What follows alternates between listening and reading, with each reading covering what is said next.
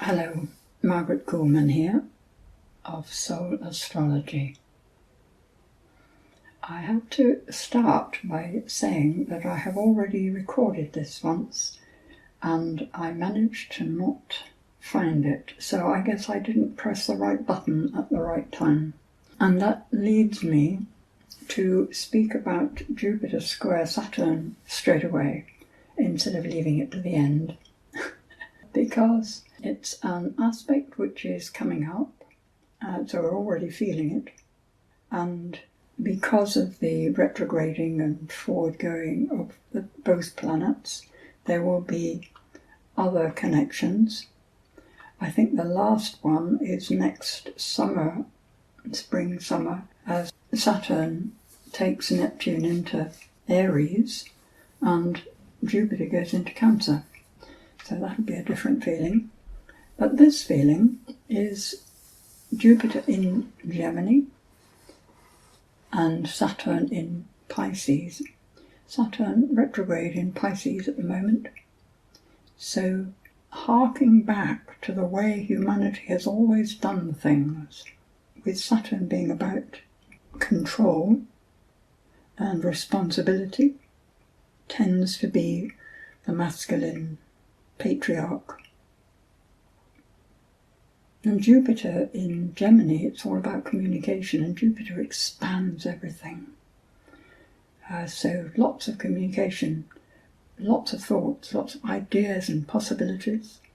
And Saturn hanging back into the, oh, well, that won't work, feeling.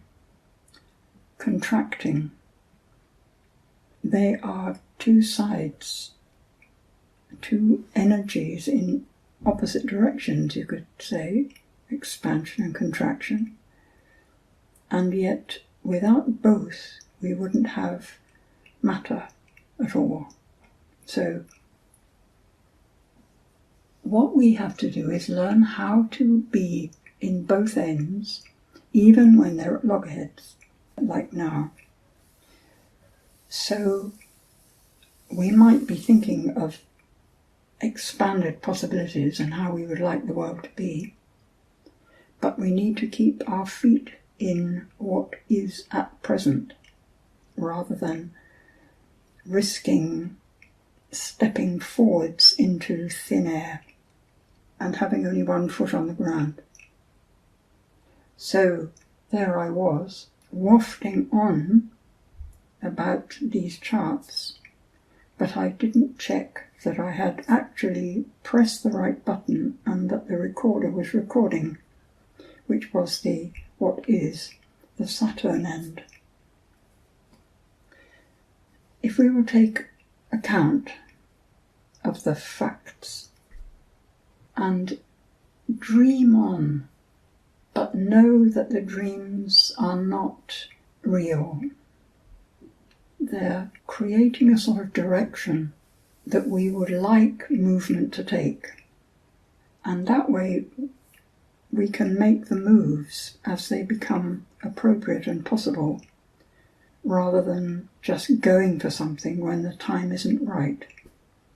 Jupiter and Saturn square are just showing us how we don't do that. And so we're going to be caught out wherever we're not properly engaged. Okay, and now for the rest of the chart. Well, I'm going to stay with that Jupiter actually, because Mars is coming up to it, and Mars energizes everything. This expanded thoughts of possibilities is really given a lot of energy this month. And the sextiles from them both go to the new moon. So this new moon in Leo, positive, coming from the heart, warm, friendly, let's have fun. It's the middle of Leo, definitely about having fun. And chatting away, lots to be said. And with the energy there in the communication, I did it myself the other day, so full of what I wanted to say that I couldn't bring myself to listen to the person trying to interrupt me. But actually, the other side of Gemini is beautiful when you use them both. because it's the quality of attention that you give when you actually decide to listen to what the other person is saying. Like, more ideas, listen and question, and it all adds together. Once I decided to stop and listen, the other person had their turn, and it was interesting. It does mean, though, that if we don't notice, if we do just follow on the energy, we are liable to find ourselves saying things that aren't relevant at all. And it's like talking yourself off the end of a limb of a tree. Suddenly you're falling off the tree. The reason this could be a problem is that Mars is not in a friendly relationship with Mercury, and Mercury is the actual talking that we do. Mercury, about 9 or 10 days ago, went into Virgo, and so lots of carefulness in thinking, needing to say things that are accurate, and the square to Mars is suggesting that we're liable to run away with our thoughts and maybe fabricate an amount. Saying things that are not quite right because they're near enough, but actually they're not. And the Mercury feeling that isn't right, it really isn't. So in some ways, it could be quite stultifying in terms of having new ideas and the melting pot of thoughts that bring out the correct solution, as long as we don't get into too much criticism, just because we haven't understood what somebody meant. Now, just before Virgo, we have Venus. Venus is still going forwards and therefore about to go into Virgo. Mercury is retrograding from the new moon for about 3 weeks. Mercury is going to go back over that point, the link between Leo and Virgo, and that point is being thoroughly pointed at by Pluto and Neptune. The yod shape, as it's called, the two quincunxes with a sextile at the back end. When I see that finger pointing at something, I think of how the pointed at planet needs to change or adapt or become awake. The very last degree of Leo is where we have perhaps been going on about ourselves for so long we've actually got bored. And there is the moment of realizing that what are we anyway? What was all that talking? Wasn't it really just my ego trying to build a kind of character for itself, an importance? I surrender.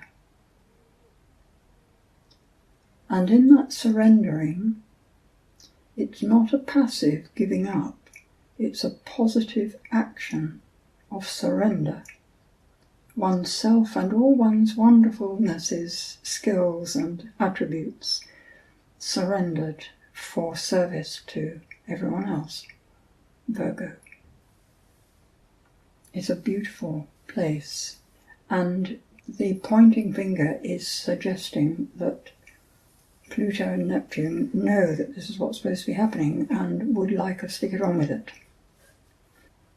For years I have felt that these great transformations on the way as we go into Aquarius are actually going to be fine because Neptune is sextiling Pluto, and that means that the transformations are spiritually based. So I've never been as worried as some people about all this that's going on. So then it looks like that's what the change is about. It's about, on a personal level, because we're looking at Mercury and Venus, very personal planets that we use every day, that they are being called to surrender the ego, pick up the maturity of the support of community. And Sun and Moon are in the middle of Leo having fun. There's more than just the one thing going on. An added piece is Uranus, because Uranus is at right angles, a square to Venus, and yet it's linked in well with Pluto and Neptune. So Uranus is part of that pattern. It's not exact yet, and it's going to retrograde for a few months more before it goes forward and into Gemini next year. That will be the completion of that triangle. Although the change, the letting go, maybe that's the surrender piece, is all in perfect spiritual order, the personal Venus is not comfortable with it, and as it is about freedom, and we tend to think space, I need space, freedom from this organisation, this patriarchy, this marriage, I want freedom. Somehow the freedom is an uncomfortable thing as it arrives. The Venus, insofar as she holds on to, that is, insofar as we in relationship hold on to our egoic sense of identity, we're going to be more aware of the loss than the freedom. The freedom doesn't feel worth it, perhaps. But as this surrender happens, the freedom is what makes it all possible. Again, although on an egoic level this is a difficulty, just like with the square between Jupiter and Saturn, when we tune it towards the new human that we are becoming, meant to be becoming, it's actually fine. And it's like using a certain discomfort to keep you on the path. You know, it's uncomfortable when you step off the path. When you stay on the path, it feels fine. This first half of the month, we're kind of getting lined up with the situations, circumstances, relationships, that everything is happening around or within. At the full moon, well, the chart shows it, the energy is enormous. It's as though everything's on the move. The vibration is so strong, and yet it's different vibrations. We've got two separate T-squares vibrating away in different qualities, and it would be in sound a bit like a cacophony, and yet it's all happening. Obviously, the moon's opposite the sun, so that's one opposition, but Mercury is on the sun, so it's moon opposite Mercury as well, and Mercury is retrograde. We're looking at, from the sun's point, the heart's point of view, who is taking the place there of the Venus at the point of that yod, that finger of quincunxes. The sun then, at heart, we are looking in. A retrograde Mercury is looking in, trawling through past situations, sort of pretty recent past situations, to see whether we went too far or to see what we thought of it, to see if we can adjust things, to see the other person's point of view, to look at ourselves as other people might look at us and see what we feel about that. The moon opposite is in Aquarius, of course, and so the sense is that it's through the eyes of the community that we're looking at the personal, and both square Uranus. Pretty much exactly. Uranus, who is even closer to trining Pluto, sextiling Neptune. So this is a whole lot more about space, boundaries, the interface between people in relationship. we might find that that which we had relied on in someone else disappears. We may find we pushed too hard away from someone and that they are no longer there. We'll do the other T-square, but there are solutions to these things. And the other one is Venus in the middle of Virgo, doing her level best to be of service now, hopefully. Hopefully not being too critical about other people's efforts, or her own, come to that is, say, in relationship, not criticising the other person or ourselves, just watching what goes, experimental, try something and see if that's any better. But opposite Saturn, there's an anxiety there. There is a sense that there is a way one ought to have done it, and one may not have done it right, and one doesn't really know what the right way is, or actually one has changed one's mind about what one thinks the right way might be, and it certainly isn't the way it was done before. So there's an anxiety about how that's going to go down. And both ends square Jupiter's Mars. Mars has just passed Jupiter, and all that talking, all those big ideas. The really important thing is not to just knee-jerk all over the place, to recognise that our reactions to something belong to us. My reaction to somebody when I think they're criticising me has got nothing to do with them.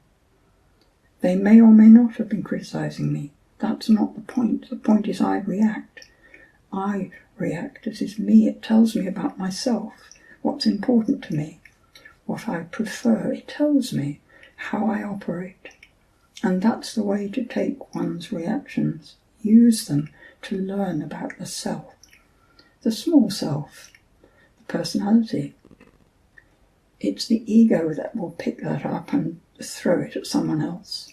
It's the ego that retaliates. It's the ego that brings us down. Our sense of wanting to have a particular identity, the sense of personal pride, but not the useful sort.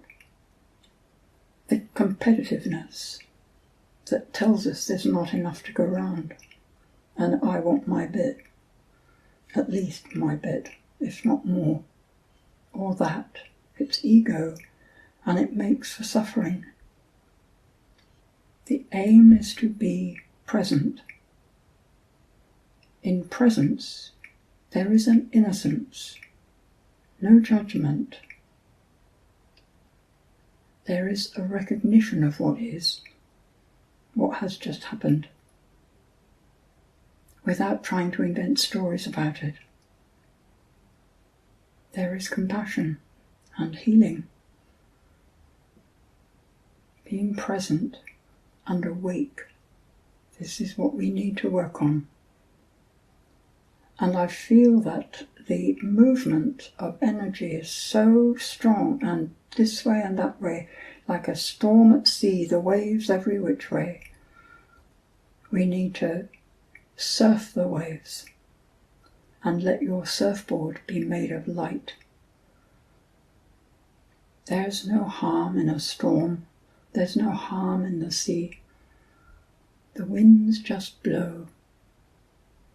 There is a sense when tuning into the best there can be, when tuning into trusting that whatever happens is what's intended on one level, and that we are held in the light, whether we see that or not. Doesn't matter. It doesn't mean that we're not held if we don't see it. When we do this, there is a sense of peace. It's like becoming much bigger than we actually are, than the body is, much bigger, so that we actually surround the entire situation that we're involved in and connect with the light that moves it all, that holds it while it changes and grows. It holds it gently so that it can flex and move, develop and grow. The light holds it tenderly, softly, smooth, peaceful movement. Inside it can be really choppy. So inside, surf the waves. But when you can expand into the light, then you will see it's all moving the way it needs to move. And there is no separation between who we are and the spirit that holds us. Turbulence, energetic storms at sea.